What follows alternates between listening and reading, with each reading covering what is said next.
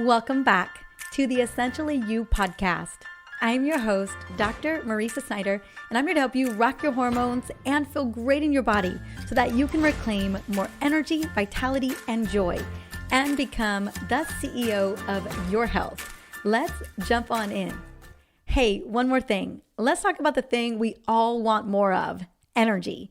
And I've been trying to find a way to keep my energy level steady throughout the entire day, especially in the afternoon, and coffee on its own just wasn't cutting it. And in all honesty, I've been trying to keep coffee to just the morning. Now, thankfully, I found this little shot. I started using Magic Mind and it has become my best friend. As a mama, it helps me so much to stay focused, productive, and feel energized heading into the evening so I can tackle everything that I need to get done. And it has ingredients that I love, including matcha, ashwagandha, and rhodiola. Now, I totally stand behind it because it works, and I know it can help anyone who struggles with lagging energy throughout the day. Now, I also have a 20% off code to share with you. It's Marisa20. To use it, you can go to magicmind.co/Marisa and enter the code Marisa20 at checkout. Now, the best part is that they have a money-back guarantee, and if you get on subscription, which is what we're doing, it's 40% off. Now, my 40% off code only lasts 10 days, so you're going to want to hurry up. All right, let's dive in. The first time I ever heard about Polycystic Ovarian Syndrome, I was 25 years old, and I remember getting a call from one of my very best friends over the phone, and she sounded beyond discouraged. I immediately knew something was very wrong. You know that feeling when someone is about to tell you some news that they're still trying to process themselves?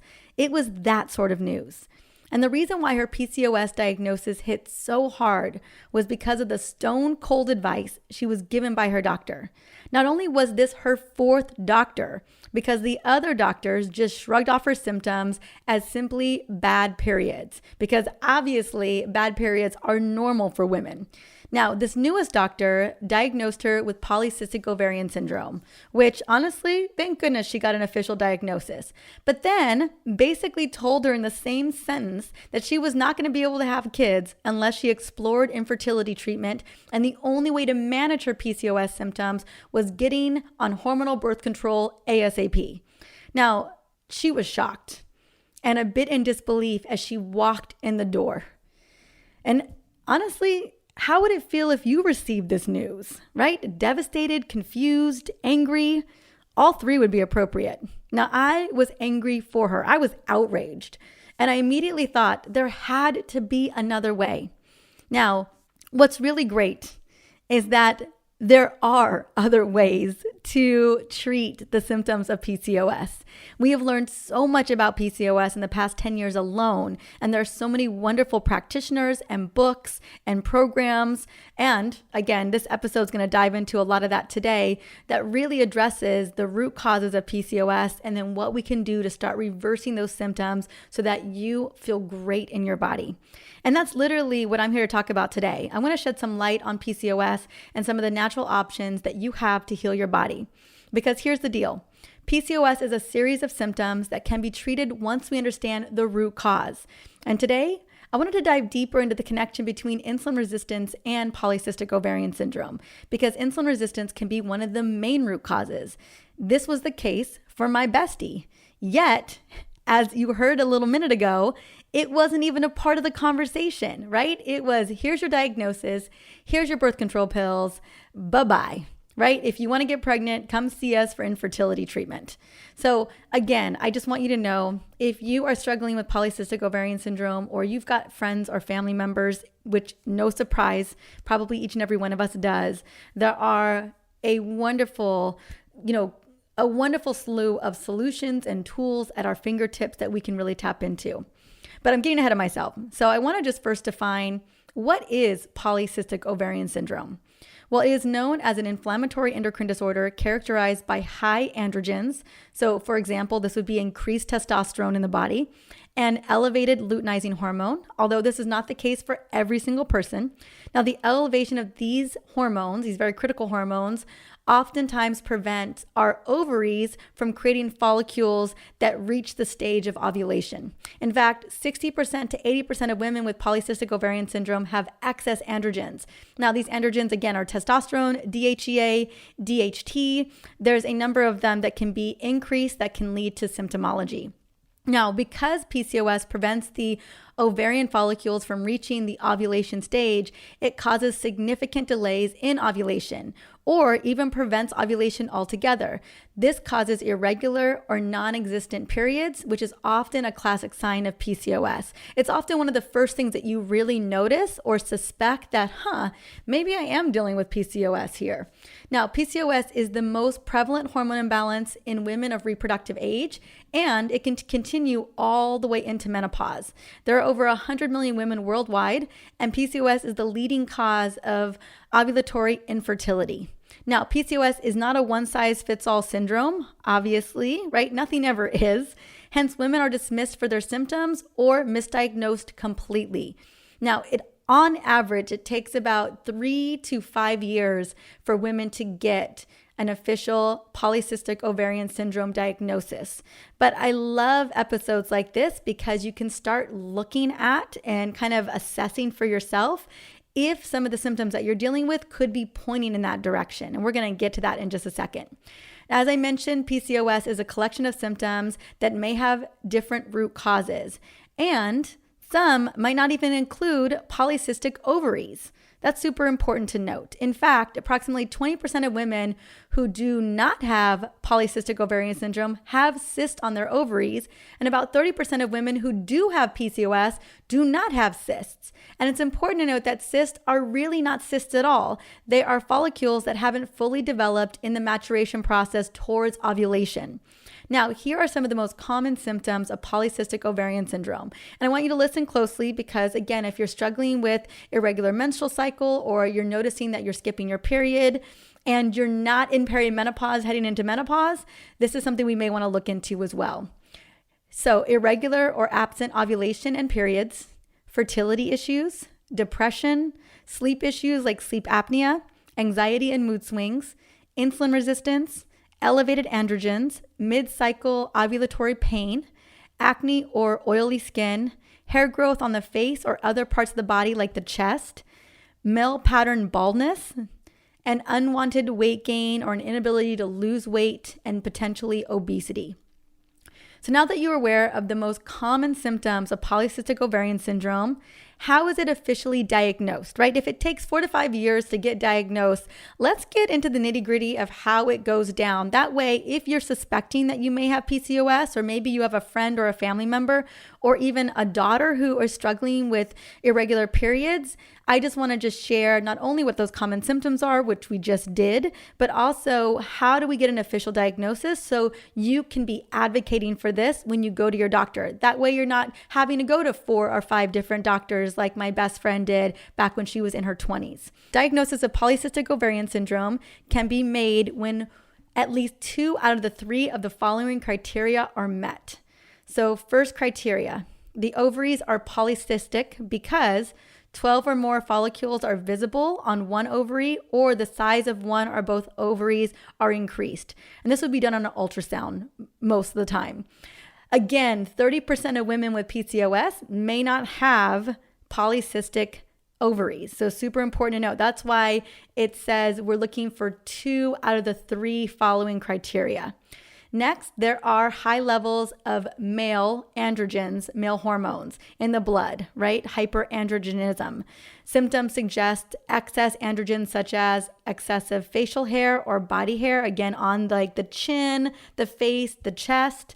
Maybe you're noticing scalp hair loss and or acne. But again, you'd want to get tested for those androgens as well.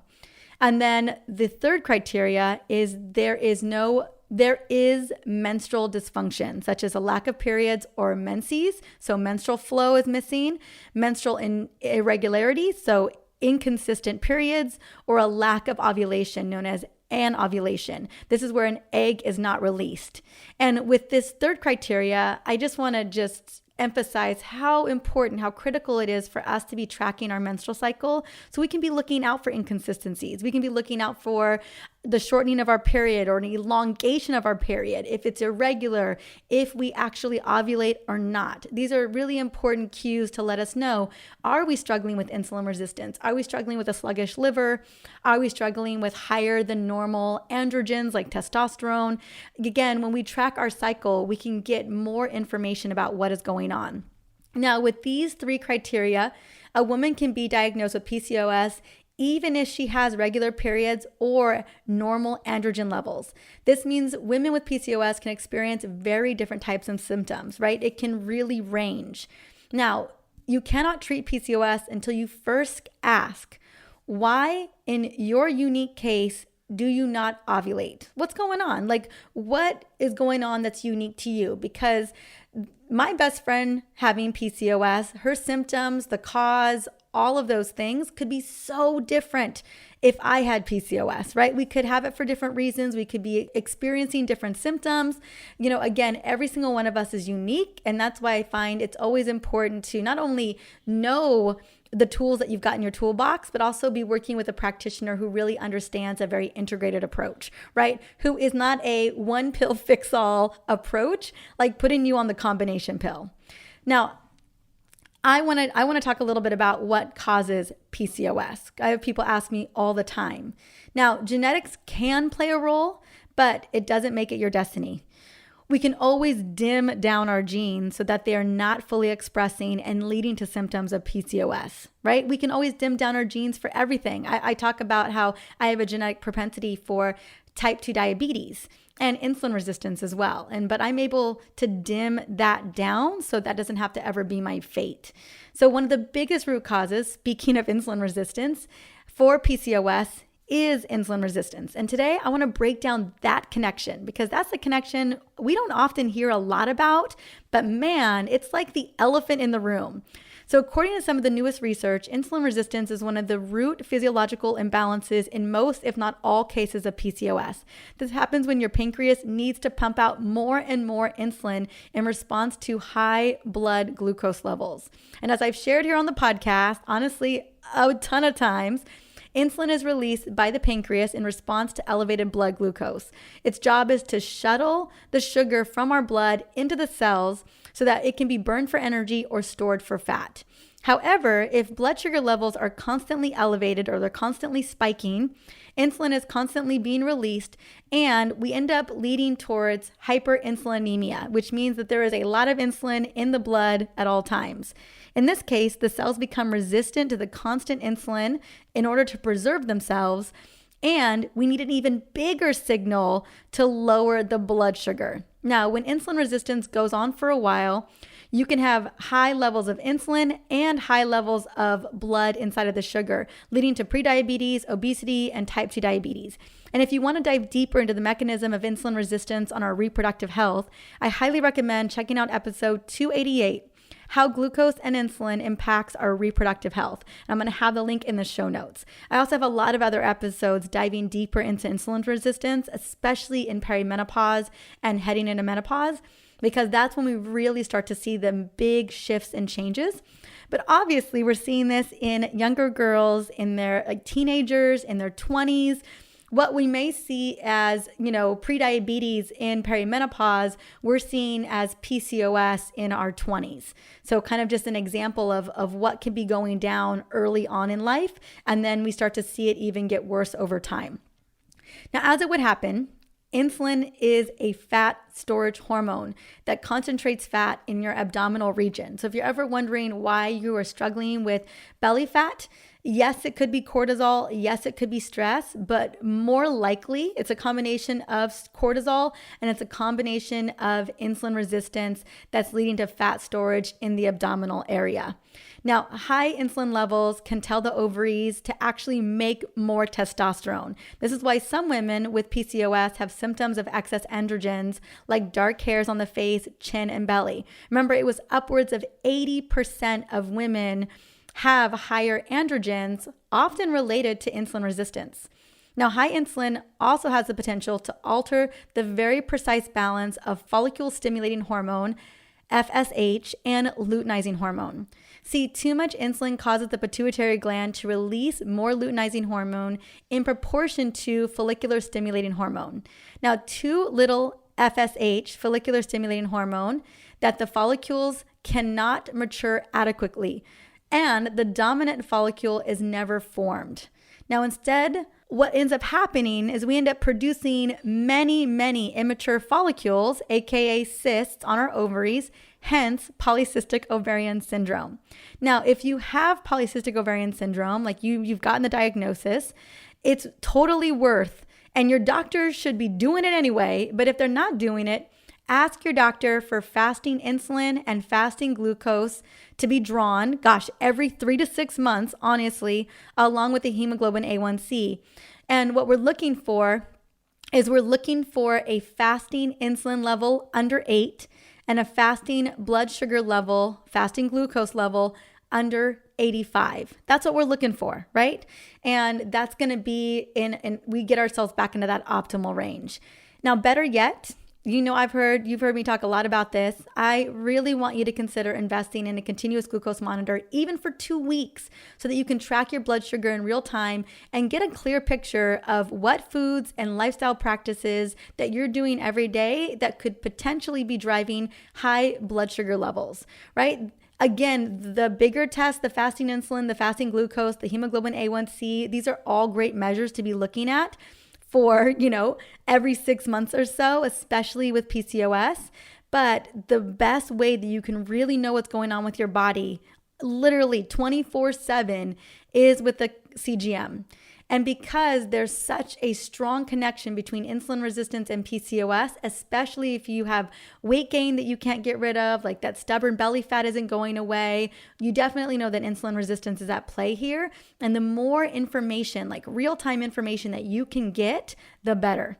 So there are so many wonderful companies. There is NutriSense, there's Levels, and there's a couple more out there as well. I've used both NutriSense and Levels, love them both, and they have been so insightful in what drives my blood sugar levels, and then what activities and hacks I can do to keep my blood sugar under control and stable all day long.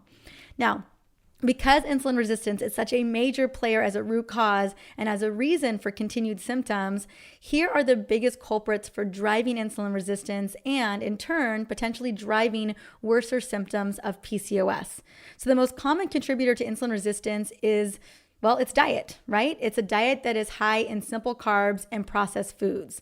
So if you eat cereal for breakfast, a sandwich for lunch, and pasta for dinner, and you top it off with a glass of wine and maybe a little dessert, best believe insulin receptors on your cells are going to become numb to insulin. And your pancreas has to work really, really hard. Your pancreas works overtime to produce more and more and more.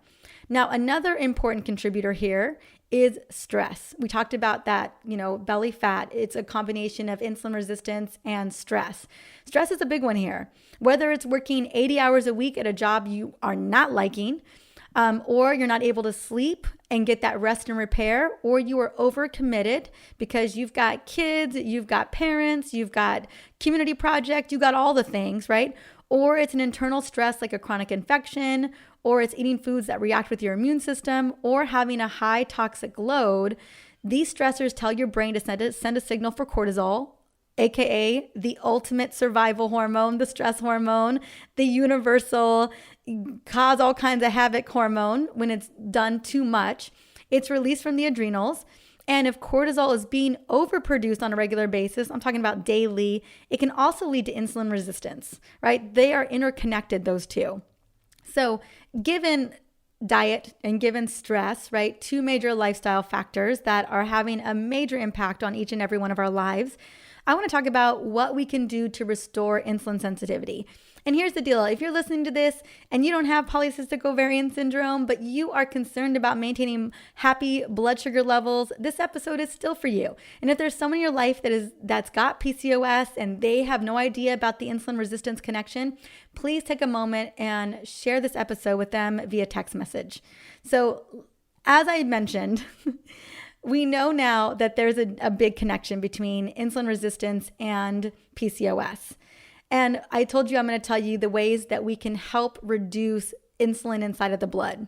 But what I want to do first is I want to tell you what is not helping insulin sensitivity, which is a very common Band-Aid solution for women with PCOS, and that's the pill.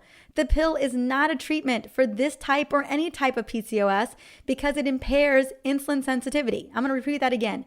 The pill, the hormonal birth control pill, is not a treatment for this type or any type of PCOS because it impairs insulin sensitivity. Now, I'm not saying that the pill can't be a Band-Aid. I know that it is, and I know for some people it can be a bit of a godsend, but just note that being on that pill isn't fixing the insulin resistance issue. It isn't fixing the androgen issue, right? We want to get to the root cause. And I believe that each and every one of us deserves root cause solutions.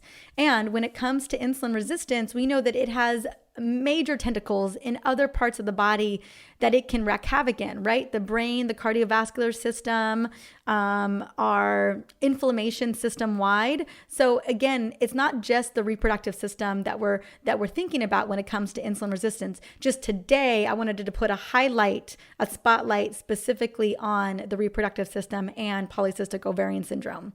So here are my favorite hacks for stabilizing your blood sugar levels and dropping insulin levels. And what I want to tell you is that integrate as many of these hacks that feel the easiest that you can do. And also, by the way, you can stack these hacks as well.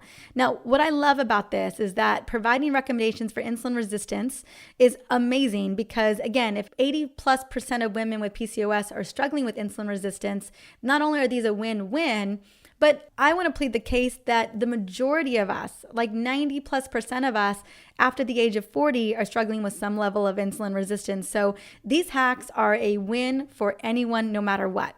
So here we go. Let's get into hack number 1. Break your fast whenever you break it with a savory meal with protein, healthy fats, and fiber. So please, please, please do not let that first meal of the day be a sugary breakfast because the first meal of the day sets the tone for your metabolism for the next 48 hours.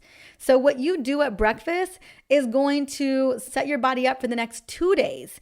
And if you raise that fasting blood sugar, because it's going to be a fasted blood sugar at that time, and spike it, it's going to be extremely hard to get your blood sugar back under control in the next 48 hours. So just note that if there was a meal to like really dial in with the protein, healthy fats, and fiber, it is breakfast. And for breakfast this morning, we actually had leftovers. We made meatballs last night and we made this really yummy curry cauliflower rice with peas. Oh my gosh. And so that's actually what we ended up having this morning for breakfast. Again, you can get in where you fit in. Do whatever kind of breakfast is easy for you. Leftovers is the easiest for us, and Kingston loves it too. So it works out. Number 2, start each meal with a plate of veggies or a salad and a vinaigrette, right? Something with a little bit of vinegar. I love making vinaigrettes from scratch. I have so many vinaigrettes in my book, The EO Menopause Solution. If you're looking for some fun recipe ideas, I have so many recipes in that book to begin with. And again, when you're making a salad, use a vinaigrette. Also include some fat and protein. If you can start each meal with some veggies or a sexy little salad, man, you are kicking off to a great start. Number 3, eat your food in order. So fiber first. Again, that salad, that plate of veggies, followed by protein and fat, and then your carbs and starches. So for example, we're making a roast tonight. So we're going to have a roast. We're probably going to put some carrots and some potatoes in there, and I'm going to make a really big salad. So we're going to have the salad first. We're going to have the roast. We'll have a little bit of potato and, root vegetables on the side. And so I'll eat the salad, I'll eat the roast, and then I'll eat the root veggies. So just kind of give you an example of what that could look like. Number 4, dress your carbs with protein and fat. So pair your apple with almond butter or pair your gluten-free toast with avocado and tomato, right? And you can add a little bit of protein to that too. Number 5, go for a 20 to 30 minute walk after your meals, especially after dinner. And here's the thing. If you can't get in a 20 to 30 minute walk, no worries. Maybe it's a 10 to 15 minute walk, or maybe it is doing 20 squats. Get in where you fit in. You just want to move your body Newest research shows that even 5 minutes of walking after your meal can make a big difference. Now, I have looked at this on my own continuous glucose monitor, and my sweet spot is 20 minutes. And I have seen my blood sugar drop by about 30% when I take a walk after a meal. That is how powerful it is. Number 6 is have dessert after a meal, not for a snack or for breakfast or standalone. So important thing here is if you have your meal with protein, fats, and fiber, right, you are going to set up the gut and you're going to set up the intestines to be able to kind of rebound and slow down the blood sugar rise, which is going to be huge. Now, once you have dessert on the back end of that meal, your body is in full digestion mode. It is going to slow down that sugar from hitting the bloodstream. And so you can have a profound impact. But if you were to have dessert for a snack, let's say it's even a snack, like let's say it is a Kind bar, right? Or it is fruit yogurt or something, granola, or fruit yogurt and granola, whatever. If you have that as a standalone, let's say at 2:00 in the afternoon, I will tell you what, your blood sugar will spike. You're going to get on the blood sugar roller coaster. Guaranteed. Or if you have cereal for breakfast, or you have a muffin for breakfast, or you have a pumpkin spice latte for breakfast, right? Again, that is going to be the first thing that you have in the morning. Nothing's going to be able to combat that, and you're going to hit a blood sugar spike right out the gate. So that's why if you're going to have dessert, I think personally the best time to have dessert is after lunch. So have a really robust lunch. That's what the Italians do. They have a big lunch, they have a smaller dinner, and then have dessert after lunch, and then take a walk. So like when I talk about stacking hacks, I would do a really great protein-focused lunch. I'd have a little dessert at the end of it, and then I would take a 30-minute walk for the rest of my lunch break, right? And I would be using 3 of these hacks at once. Number 7, drink a tablespoon of vinegar. It can be apple cider vinegar before a meal to curb a blood sugar spike. So this can curb a blood sugar spike by about 30%. Now, if drinking a tablespoon of apple cider vinegar in some water does not sound appealing to you, be honest with you, it never sounds appealing to me. Like, as much as I know that this is such a great hack, I just don't want to do it. So instead, what I recommend is taking my glucose support supplement is really what I recommend. So I recommend taking 500 milligrams of berberine with your meal to curb a blood sugar spike. That can literally curb a blood sugar spike by 30 to 35%. Now, my best-selling herbal glucose and insulin balance supplement is called Gluco Support. I cannot tell you how excited I was to get this formulated. I incorporate berberine along with some of the only other incredible herbs that are designed to not only reduce glucose and insulin levels, but it also has an impact on weight, LDLs, and triglycerides. This is truly the perfect supplement for any woman struggling with PCOS and insulin resistance, and really anyone who's having blood sugar issues. Like if you know you're on the blood sugar roller coaster more often than not, this is a phenomenal supplement. Now, the only contraindications for Gluco Support, because of what I consider to be very bioavailable berberine, is that women who are pregnant or women who are breastfeeding. So I am still currently breastfeeding. So I'm not taking Gluco Support personally, but my husband is, and oh my goodness, what an incredible transformation. Now, the best way to take Gluco Support is you start with 2 capsules in the morning before breakfast, so it sets the tone for your day, and then 2 capsules before dinner or before your biggest meal of the day. For me, I'll be honest with you, as much as I want a big lunch, usually dinner, I just moved dinner early. So probably my 9th hack would be move dinner earlier if you can. We are always done with dinner before 6 p.m. these days. And I know that I become more insulin resistant after 6 p.m. So if I can eat dinner before 6 p.m., my blood sugar is way more stable throughout the evening.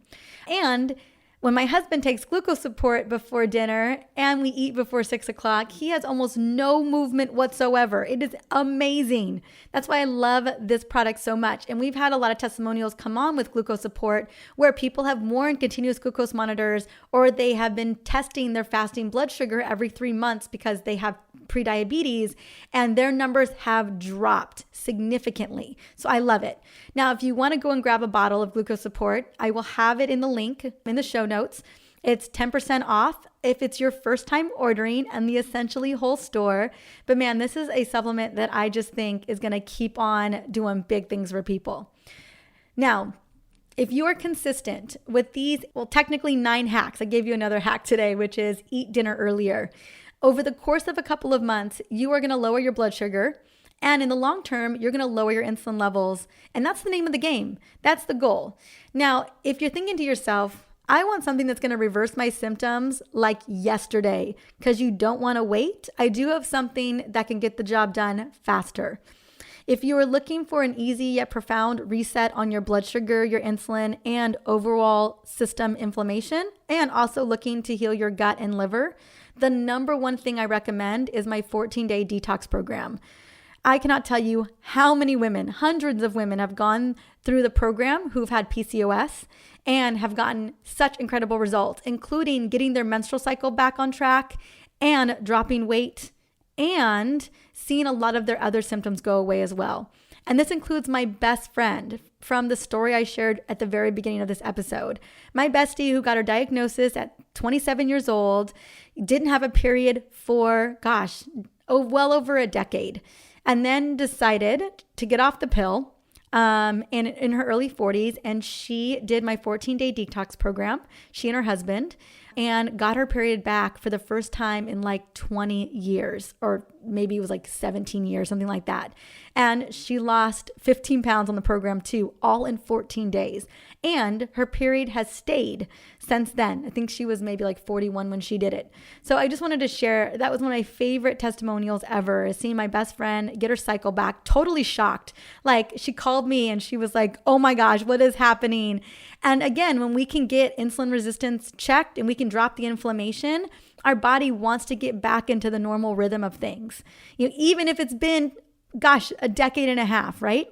Now, I have something exciting to share. I'm excited to announce that after a year of not launching the 14-day detox, I took a little hiatus and made some improvements and upgraded some things. Next month, in mid-December, I'm opening the doors to our January 2023 14-day detox. So I want you to keep your eyes peeled for all the details to come. And if you want to go and check it out now, we have people doing the detox all the time. Now, they don't typically do it with the big group. When we do a live detox, we have close to sometimes 1,000 people doing it with us. But there are people always doing it constantly because it just works with their schedule. So if you want to go check out the detox, it's going to be in the show notes as well. And if you want to do it with us as a collective group in early January, just keep your eyes open, keep your ears peeled. I promise you, I'm going to be sharing all the details soon to come. Now, the last thing I want to address is a question that I often get with women in regards to PCOS and weight loss. And there's something that's super important for you to know. This is an important piece of information and research that we've discovered in the last several years. And that is a reduction in fasting insulin levels precedes weight loss. So an article published in the Journal of American Medical Association in JAMA in 2021 aimed to answer the question of whether a drop in insulin preceded weight loss or if weight loss precedes a drop in fasting insulin. Meaning, do you need to drop your insulin levels before weight loss or vice versa? We used to always think that it was weight gain that then created insulin resistance. We now know that it's insulin resistance that creates weight gain. And so in order for us to drop that weight, we got to drop our fasting insulin. So a study found that contrary to widely held beliefs, a drop in insulin levels comes before weight loss. So if you're looking to lose weight as a part of your health-related goals, it may be helpful to look at ways to decrease your circulating insulin levels to help kickstart that process. And that's why I really wanted to share the 9 hacks today with you and my 14-day detox program. If you're looking for something that's really going to get the job done like that, the detox program is it. It's amazing to me that in 14 days, when you really give your body the right foods and you remove all the inflammatory ones, it's a full-on elimination program, that you can reverse so many symptoms all at once. Because again, if food is one of the biggest drivers for inflammation and you remove that trigger, you remove that root cause, your body goes into, major reset, a major recalibration. It kind of reminds me of do you remember in the pandemic where in Italy, in Venice, where they saw dolphins in the canals after like decades and decades and decades. And that's because the boats weren't running, nothing was running, right? Everything stopped. And then all of a sudden the waters got cleaner and dolphins they felt comfortable enough to do that. That's what happens in the body. If you remove all of the inflammatory triggers, you remove all the food triggers, and you just give your body healthy, nutrient-dense foods that feed the gut and the liver and reduce inflammation, the transformation, it doesn't take long. It's 14 days. And for some women, I recommend 30 days, like double it, or even add an extra 7 days onto it. So you're doing it for 21, because, when you start to see those levels of results and you're just like, oh my gosh, I feel different. I haven't seen these results ever. You want to just continue doing that. So I have a lot of people who will do the detox for 21 to 30 days because they just want to keep the good times rolling. So just something to think about. I wanted to just share that with you today, that, when we're looking at insulin resistance, it has tentacles in so many different areas of the body, including polycystic ovarian syndrome. And if we can get that root cause under control, not only can we have greater reproductive health and longevity, overall, we are preventing further chronic conditions down the road. So I hope that there were some good insights there. If you are loving the content in this episode, be sure to subscribe to this show. Definitely rate it up. If you haven't rated the show yet, I'd love for you to rate it. And if there's someone in your life that needs to hear this episode, again, take a screenshot, send it on to them via text message or Instagram, whatever works best for you. Let's keep spreading the word about hormone literacy. All right, until the next episode, have an amazing day.